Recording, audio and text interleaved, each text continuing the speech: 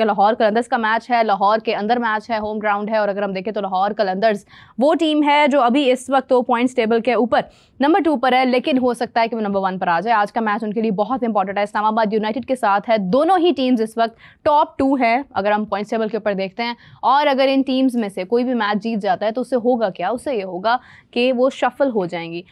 कल क्वेटा ग्लैडिएटर्स का भी हमने मैच देखा, बहुत ज़बरदस्त अंदाज से उन्होंने पहले तो 89 के ऊपर रिस्ट्रिक्ट किया, फिर उसके बाद उन्होंने बहुत ज़बरदस्त अंदाज के साथ मैच विन भी कर लिया, मतलब बड़ी आसानी से। इतना लो स्कोरिंग मैच और इतने अच्छे तरीके से उन्होंने पूरा कर लिया, ये बहुत इंटरेस्टिंग बात थी।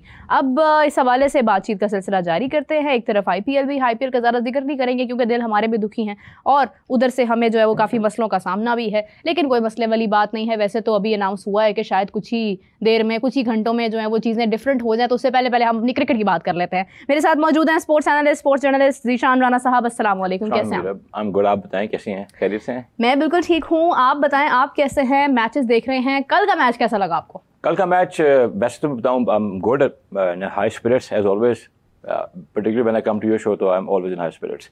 कल का जो मैच था मीरब, वो एक वन साइडेड अफेयर था और उसमें मैं बड़े लोगों को सुन रहा हूँ, कोई कह रहा है वाका की सॉइल है, कोई कह रहे हैं कि पाकिस्तान ये जो बॉलिंग है वो टॉप नॉच हुई, बाउंस बहुत ज़्यादा मिल रहा था, एक्सेप्ट फॉर कैम्फर और उबैद।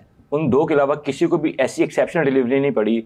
एक खुरम शहजाद ने कैम्पर को सिर्फ इंडे पर किया था, बॉल स्ट्रेट अंदर चला गया था, LB हुआ था। और उबैद को वसीम जूनियर का बहुत प्यारा बॉल पड़ा था कॉर्ट बैंड 143 की स्पीड पे। उसके अलावा there were no demons in the pitch and Multan Sultans unfortunately have clearly lost the plot. ये पता कि इनके साथ होया करता था, वेस्ट इंडीज़ की जो ग्रेट टीम थी ना, when I was a kid, तब जब वेस्ट इंडीज की टीम सबको बुलडोज कर दिया करती थी, but when they start losing, Bevan Richard वाला दौर, हाँ जी, रिचर्डसन वाला, लारा गस लोगी वाला, मतलब I was a kid then, कभी मैं भी बच्चा था, तो उस टाइम पे ना, हाँ उस टाइम पे वो जब मेरे हारते थे ना, फिर वो हारते चले जाते थे, फिर उनकी 50 पे पूरी टीम आउट होती थी, अदरवाइज वो दुनिया की टीम्स को आगे लगाते थे। मुल्तान सुल्तान के सीरियसली कुछ there is something wrong with the team. Composition की बात करें, they had a talented bunch of players, लेकिन कल जिस तरीके से उनको क्वेटा ग्लैडिएटर्स ने जो अपने मोमेंटम पकड़े, हालांकि सबसे जो बुरा पिक था ना इस PSL सीजन का, वो क्वेटा की टीम ग्लैडिएटर्स का लग रहा था। उन्होंने कोई इतने हाई टॉप नॉच प्लेयर्स नहीं पिक किए थे, मिक्स भी अच्छा। All of a sudden Faheem Ashraf start taking wickets, जिसको इतनी क्रिटिसिज्म हुई।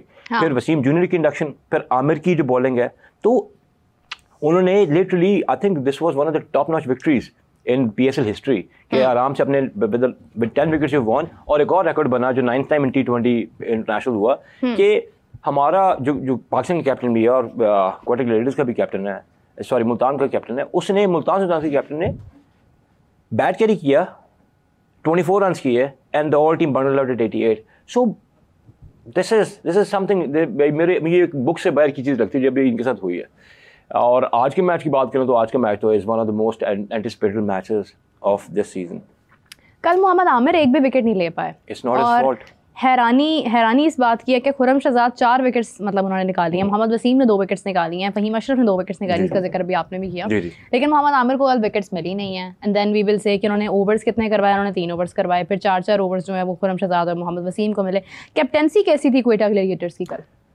कैप्टेंसी हमारा अपकमिंग फ्यूचर कैप्टन हो सकता है, फ्यूचर कैप्टन, बट उसका जो क्लेम टू द टीम है ना, being a slot in the team, is because of his batting. As a captain वो कैसा है, जब टीम मोमेंटम पकड़ती है तो मैं हमेशा कहता हूँ, you are as good as your team plays. एक क्रंच सिचुएशंस में कैप्टनसी का पता लगता है। ऐसे लो स्कोरिंग मैच में जब one of your bowlers is taking 4 wickets, उससे पहले आपको एक बॉलर 5 विकेट पिछले मैच में ले लेता है, तो उसमें कैप्टनसी का आप इतना लिटमस टेस्ट नहीं कर सकते। होता ये कि अगर क्रंच मैच होता है, ये कोई मुल्तान ने स्कोर डाला था 170 का और फिर ये आगे चेस करते हैं डाउन द वायर। इसमें आपको एक बात तो अभी अपने आमिर का जिक्र किया, Aamir has been one of the corner stones of Quetta Gladiators, जो है ना कि इस टाइम पे वो कैसे, कल आमिर के 2 कैचेस ड्रॉप हुए, एक उसका कैच ड्रॉप किया आपने डीप में, अबरार ने सिटर ड्रॉप कर दिया, और एक कैच लॉब हुआ कवर के ऊपर 30 यार्ड्स के अंदर, लड़का हसन नवाज के हाथ पे लगा है, हाथ ये पाम पे और नीचे गिर गया।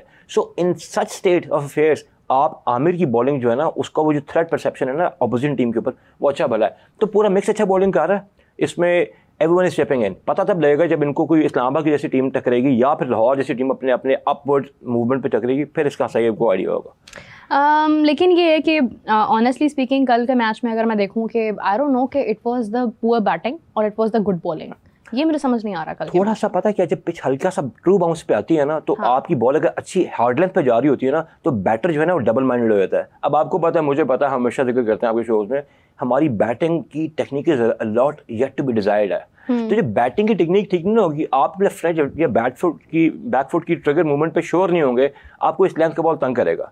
अब ट्रेडिशनली लाहौर की पिच जो है ना is a low and slope pitch, at times batter के लिए अच्छा। अगर आप किसी अच्छे बैटर से पूछेंगे उसकी टेक्निक अच्छी है, वहां पर 6 लड़के आपके नॉन थ्रेटनिंग बॉलिंग पे आउट हुए हैं। तो अगर आप सही तरीके से एक कैच का स्लिप में जो गया खुर्रम सराज की बॉल का, चलो मैं उसको कहता हूँ थोड़ा बैटर स्क्वायर अप हुआ, बाकी सारे बैटर्स में विकेट्स थ्रो हुए की, 2 बैटर्स आपके रन आउट हो गए। तो बॉलिंग ने और पिच ने क्या करना था, आप खुद रन आउट हो रहे हैं, और रन आउट होते हुए भी they not diving, they not even literally grounding the bat.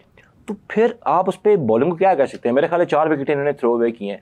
Usman Khan की विकेट को आप देख लें, जो हम सबका फेवरेट है उस्मान, मेरा बॉल, हाँ जस्ट sarcastically कह रहा हूँ, बॉल आपने की है और आपको पता है यहाँ पे ट्रू बाउंस आ रहा है, हाँ। आप बॉल को और अपने ऊपर चढ़ा रहे हैं, फ्रंट फुट पे जा रहे हैं, और आपका बॉल 30 यार्ड्स भी क्रॉस नहीं कर रहा, और इतनी माइंडलेस बैटिंग आप कर रहे हैं कि आपके 4 बंदे 10 रन पे आउट हो गए हैं। सो इसका तो मुझे प्लान समझ नहीं आ रहा, या तो उनके प्लानर्स चुप हो गए, I think something is wrong in the camp, although we are supporting Multan Sultan supposedly.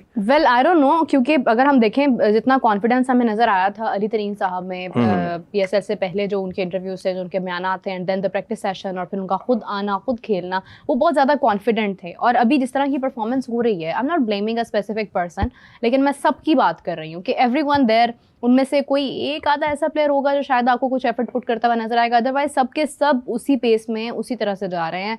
और ये चीज़ अली तरीन साहब भी सोचेंगे डेफिनेटली, क्योंकि उन्होंने इजहार तो किया कि वो अभी ऐसा कुछ उनके माइंड में नहीं है कि वो आगे इसको बिड करेंगे नहीं करेंगे, तो उनके प्लान्स तो हैं कि ही विल कंटिन्यू। अगर वो कंटिन्यू करते हैं तो क्या वो फिर इसी टीम के साथ करते हैं, या वो इसमें कोई तब्दीली करते हैं? और अगर वो भी ये बात सोच रहे हैं कि नहीं, I have to change the team now because मुझे इस फ्रेंचाइज ने बहुत नाउमीद किया है, वैसे तो वो ऐसे हैं नहीं, वो इतनी जल्दी उम्मीद हारते नहीं है, but this was something to worry about, तो फिर हमें भी सोचना है कि हमें पाकिस्तान टीम के अंदर क्या मजीद इन्हीं खिलाड़ियों के साथ जाना है, या हमें भी कुछ चेंज करना है? Do you think?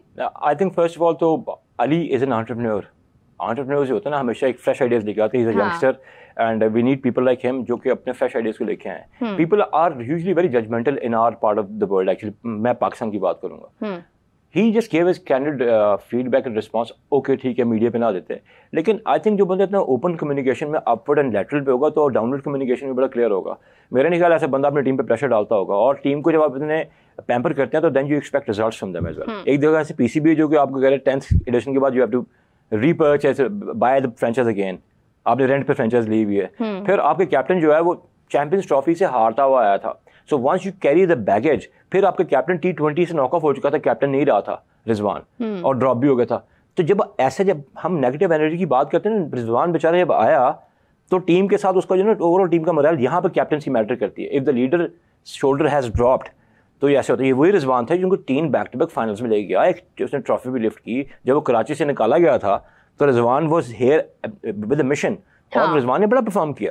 अब सीन ये है कि अब आप प्लेयर्स पे कह लें कोई एक्सेप्शनल बॉलिंग नहीं, कोई कुछ नहीं, और it was not only against the Quetta Gladiator track, Quetta was in tatters at the start of the tournament, लेकिन यहाँ पर आके मुल्तान ने उसको ऐसा कर दिया कि कोयटा आगे प्लेऑफ में चला गया, जो टॉप 3 में आ रहा है, तो it's going to be anyone's thing. लेकिन मुल्तान के लिए a lot to ponder about, और I think they will be looking at a new captain to be honest.